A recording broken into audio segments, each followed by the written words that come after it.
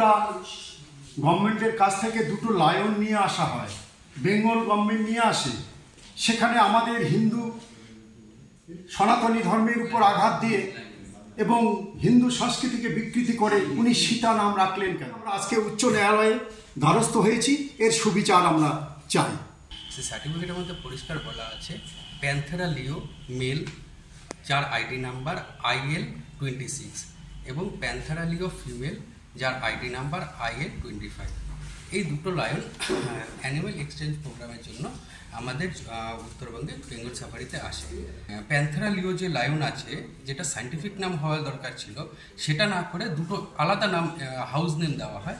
একটাতে হলো গিয়ে সীতা এবং আর একটাতে নাম দেওয়া হয় আকবর। এই জন্য আমাদের বিশ্ব হিন্দু পরিষদের থেকে সেখানে একটা অবজেকশন দেওয়া হয় যে কেন এই সীতা নামটা ইউজ করা হলো।